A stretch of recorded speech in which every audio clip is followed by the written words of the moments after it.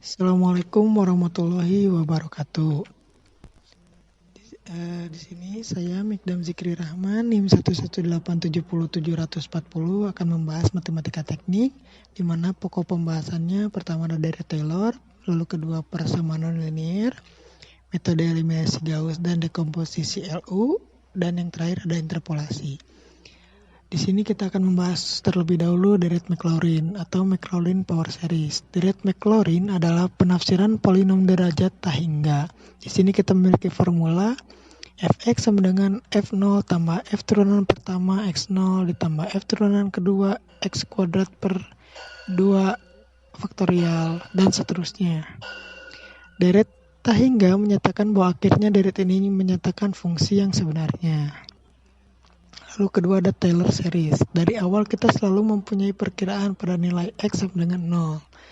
Sesungguhnya kita dapat membuat deret polinom dari titik manapun. Untuk contoh yang tadi kita menggunakan x0 sama dengan 0. Jadi deret Maclaurin merupakan deret Taylor yang berpusat pada x0 sama dengan 0.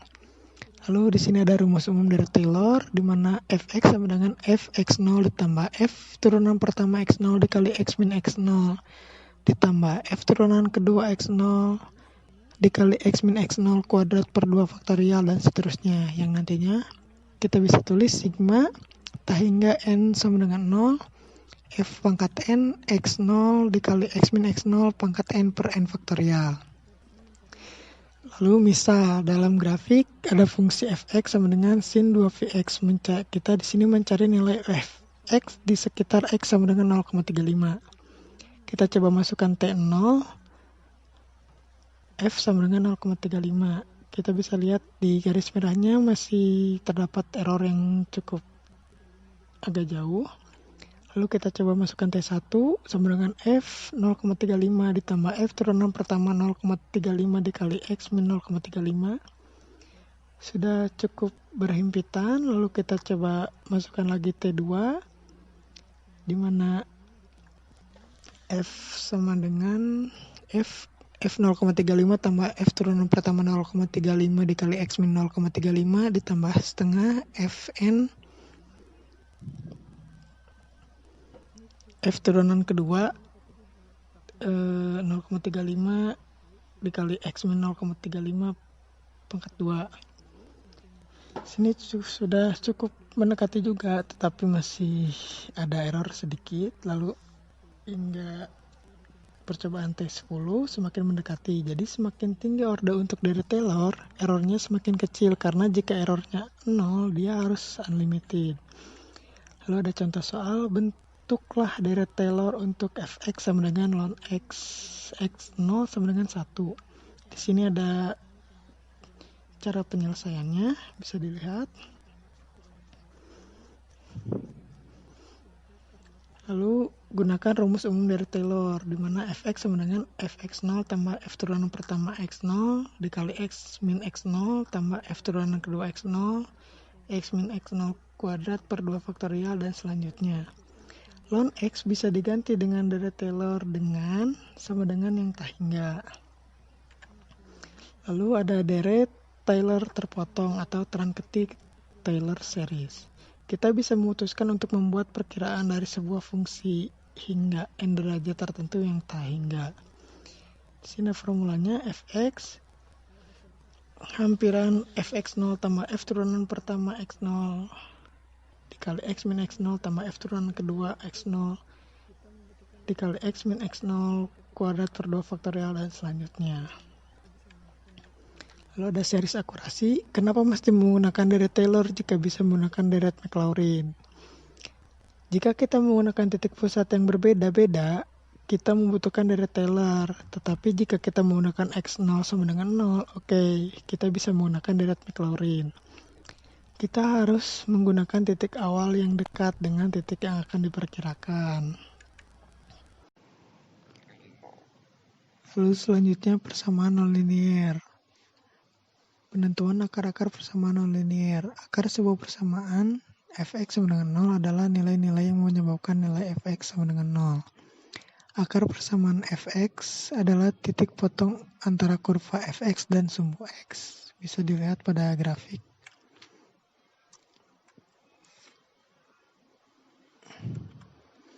Lalu penyelesaian persamaan linear ada mx tambah c sama dengan 0, di mana m dan c adalah konstanta. Dan dapat dihitung dengan mx tambah c sama dengan 0, x sama dengan min c per m.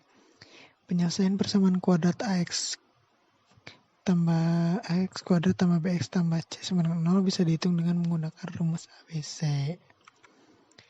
Penyelesaian persamaan linear memiliki dua metode, bisa dengan metode tertutup dan metode terbuka. Dalam metode tertutup, kita mencari akar pada range tertentu, misal A, B. Dalam range A, B dipastikan terdapat satu akar. Untuk metode tertutup, hasil selalu konvergen, atau disebut juga metode konvergen. Lalu, pada metode terbuka diperlukan tebakan awal. Xn dipakai untuk menghitung Xn plus 1. Untuk hasilnya dapat konvergen atau juga divergen. Dalam metode tertutup ada metode tabel, metode biseksi, dan metode regulasi. Dan pada metode terbuka terdapat metode iterasi sederhana, Newton-Raphson, dan secant. Lalu selanjutnya di sini kita memiliki teorema. Suatu range X, A, B mempunyai akar bila FA dan FB berlawanan tanda atau memenuhi FA kali FB lebih kecil dari 0. Dan untuk selanjutnya bisa dibaca sendiri.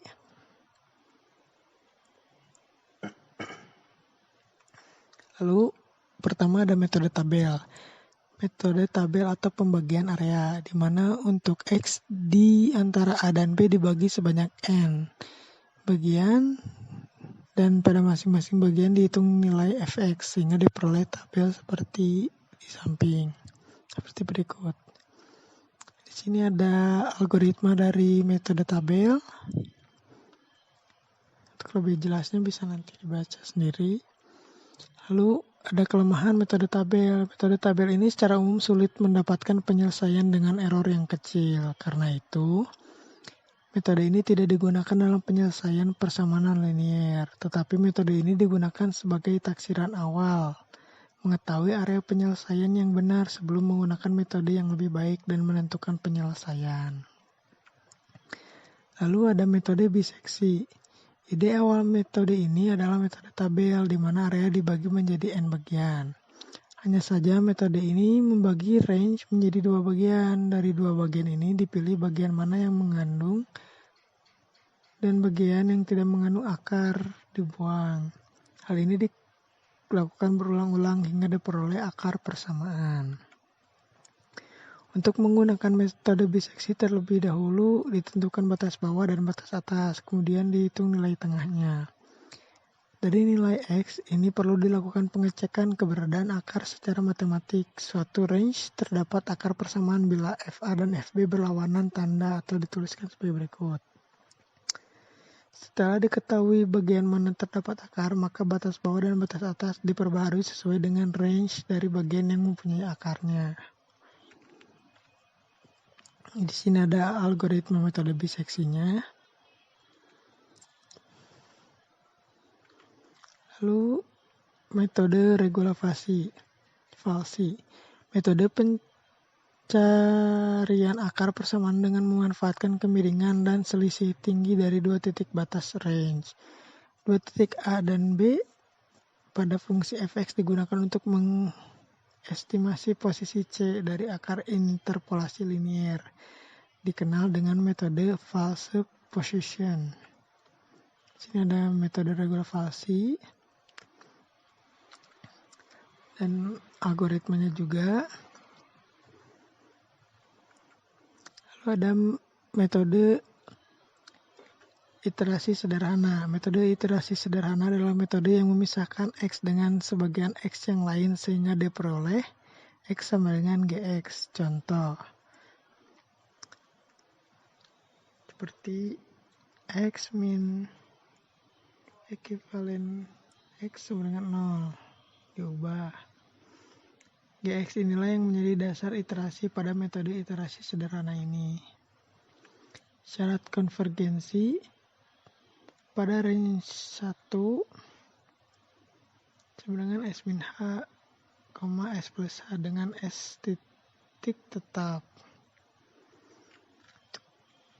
Kesananya bisa dibaca sendiri. Lalu ada metode Newton-Raphson, metode pendekatan yang menggunakan satu titik awal dan mendekatinya dengan memperhatikan slope atau gradien pada titik tersebut. Titik pendekatan ke n plus 1 dituliskan dengan x n plus 1 sama dengan xn min f dikali xn per f. Turunan pertama xn. Ini selanjutnya ada algoritma metode Newton-Raphson.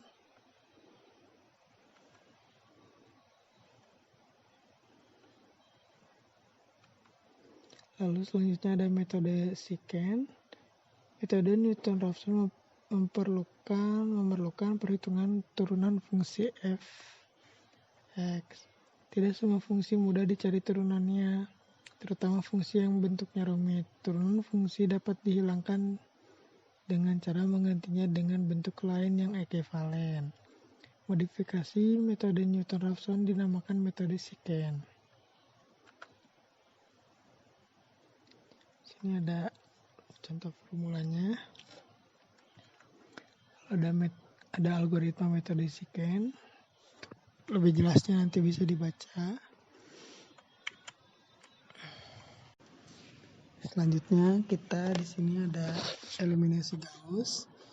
Pertama kita melakukan forward elimination dan nantinya awalnya pasti ada persamaan SPL, lalu kita rubah menjadi matriks, lalu kita forward elimination menggunakan OBE dan nanti didapatkan matriks segitiga atas yang 00 itu segitiga. Lalu kita melakukan back substitution di mana nanti kita mendapatkan nilai X3 lalu disubstitusikan ke X2.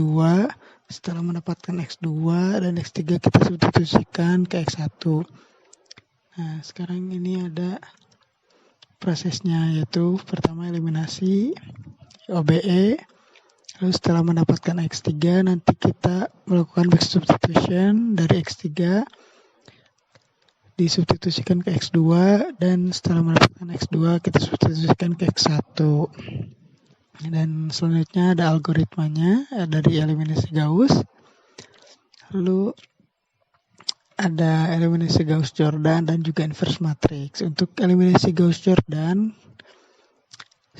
kita sama melakukan OBE dan nanti didapatkan matriks A-nya seperti matriks identitas, lalu ada X dan juga B. Karena sudah seperti matriks identitas, nantinya kita akan langsung mendapatkan nilai dari X1, X2, dan X3.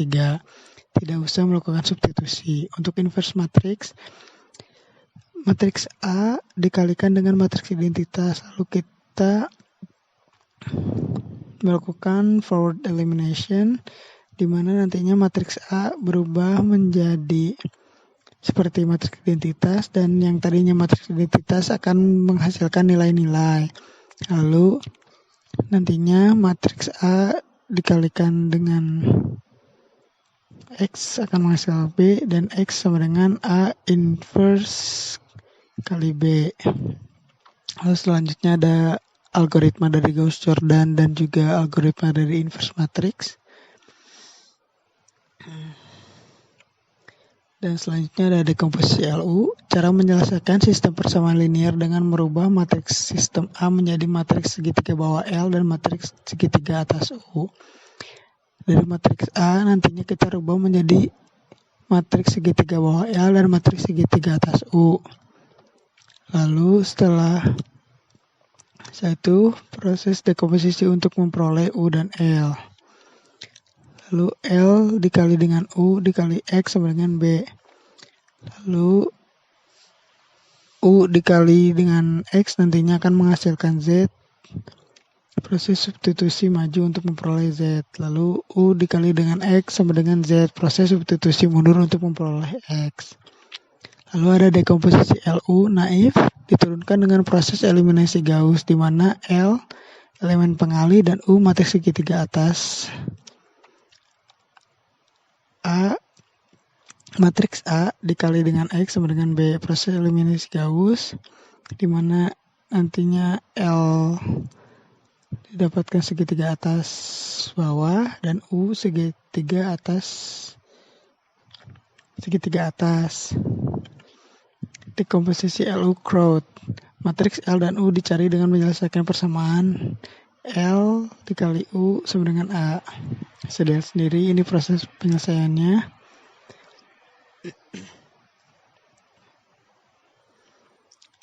Dan ini ada algoritma dari crowd.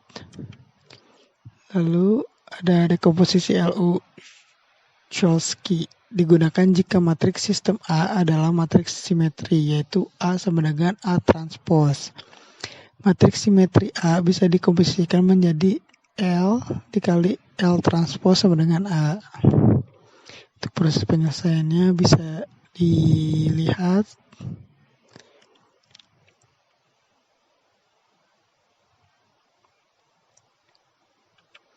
Lalu selanjutnya ada algoritma dari Cholesky.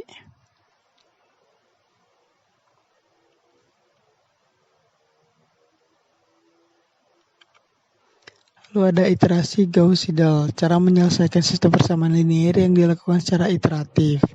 Biasanya digunakan untuk sistem yang besar N sama dengan ratusan, di mana metode eliminasi tak mampu lagi karena terlalu banyak pembulatan yang dilakukan.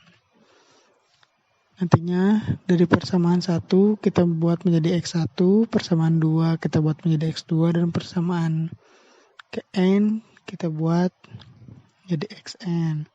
Iterasi pertama dimulai dengan terkaan awal X2 sampai dengan XN sama dengan 0. Dihitung nilai X1, berikutnya dihitung X2 dengan X1 adalah hasil sebelumnya. Dan X3 sampai dengan XN sama dengan 0. Begitu seterusnya sampai dihitung XN dengan X1. Xn-1 adalah nilai-nilai hasil perhitungan sebelumnya. Proses iterasi diteruskan sampai diperoleh nilai-nilai X yang konvergen.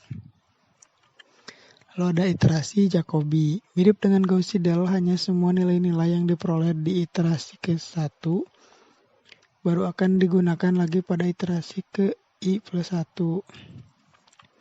Iterasi pertama dimulai dengan terkaan awal X2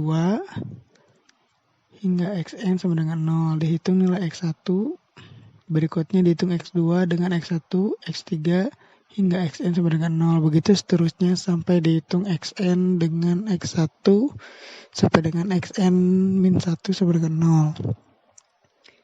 Iterasi berikutnya dihitung berdasarkan nilai-nilai X yang diperoleh pada iterasi sebelumnya. Proses iterasi diteruskan sampai diperoleh nilai-nilai X yang konvergen. Lalu ini merupakan algoritma dari iterasi Jacobi. Selanjutnya kita ke interpolasi. Tujuan dari interpolasi yaitu berguna untuk menaksir harga-harga atau nilai-nilai tengah antara titik data yang sudah tepat. Interpolasi mempunyai orde atau derajat. Apa sih maksudnya orde atau derajat? Macam-macam interpolasi. Interpolasi beda terbagi Newton dan juga interpolasi Lagrange. Macam-macam interpolasi beda terbagi Newton. Pertama ada interpolasi linear. Derajat atau orde 1 memerlukan 2 titik. Lalu selanjutnya ada interpolasi kuadratik. Derajat atau orde 2 memerlukan 3 titik. Lalu selanjutnya ada interpolasi kubik atau derajat orde 3 memerlukan 4 titik. Dan seterusnya interpolasi derajat orde ke N memerlukan N plus 1 titik. Semakin tinggi orde yang digunakan untuk interpolasi, hasilnya akan semakin baik atau teliti. Bisa dilihat. Nah, ini merupakan yang pertama adalah dengan derajat 1, orde 1. yang kedua orde 2, dan yang ketiga ada orde 3. Bisa dilihat dari yang per orde 1 masih berbentuk garis-garis lurus, dan semakin kesini semakin halus. Interpolasi linier. Linier itu bisa dibilang adalah garis lurus. Caranya itu menghubungkan dua titik dengan sebuah garis lurus. Pendekatan formulasi interpolasi linier sama dengan persamaan garis lurus. Fx sama dengan Fx0 ditambah Fx min Fx0 per X min X0 dikali X min X0. Interpolasi linier. Presentasi kesalahan pola interpolasi linier atau errornya sama dengan harga hasil perhitungan dikurangi harga sebenarnya per harga sebenarnya. Interpolasi linier. Pendekatan interpolasi dengan derajat 1 pada kenyataannya sama dengan mendekati suatu harga tertentu melalui garis lurus. Untuk memperbaiki kondisi tersebut, dilakukan sebuah interpolasi dengan membuat garis yang menghubungkan titik, yaitu melalui orde 2, orde 3, orde 4, dan seterusnya, yang sering juga disebut interpolasi kuadratik, kubik, dan seterusnya. Interpolasi orde 2 sering disebut sebagai interpolasi kuadratik, memerlukan 3 titik data. Bentuk polinomial orde ini adalah f2x sama dengan a0 tambah a1x tambah a2x kuadrat dengan mengambil a0 sama dengan b0 min b1x0 tambah b2x0x1. A1 sama dengan B1 min B2X0 tambah B2X1, A2 sama dengan B2. Sehingga F2X sama dengan B0 tambah B1 kali X min X0 tambah B2 kali X min X0 dikali X min X1. Pendekatan dengan garis linier dan juga pendekatan dengan kelengkungan. Dengan B0 sama dengan Fx0, B1 sama dengan Fx1 min Fx0 per X min X0, dan seterusnya.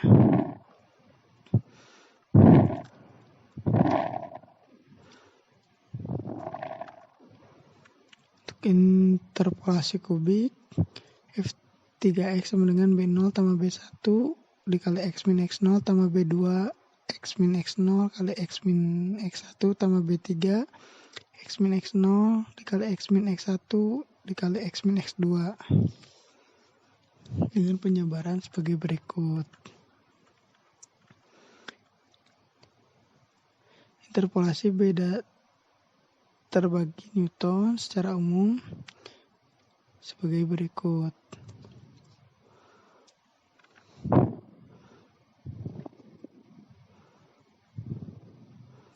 Interpolasi beda dengan B0 sama dengan Fx0, B1 sama dengan Fx1, X0, B2 sama dengan Fx2, X1, X0 sampai dengan Bn. Kesalahan interpolasi beda terbagi Newton. Menghitung R1 perlu 3 titik karena ada Xn plus 1. Menghitung R2 perlu 4 titik sebagai harga awal R2. Lalu ada interpolasi Lagrange. Interpolasi Lagrange pada dasarnya dilakukan untuk menghindari perhitungan dari diferensiasi terbagi hingga interpolasi Newton. Dan rumusnya adalah Fn X sama dengan sigma Ni sama dengan 0 Li X dikali Fx1 Xi dengan Li X sama dengan sebagai berikut. Ini pendekatan orde ke-1 dari interpolasi Lagrange. Pendekatan orde 2 interpolasi Lagrange. Ini merupakan pendekatan orde ketiga dari interpolasi Lagrange. Oke, mungkin sekian presentasi dari saya. Mohon maaf jika ada salah-salah. Wassalamualaikum warahmatullahi wabarakatuh.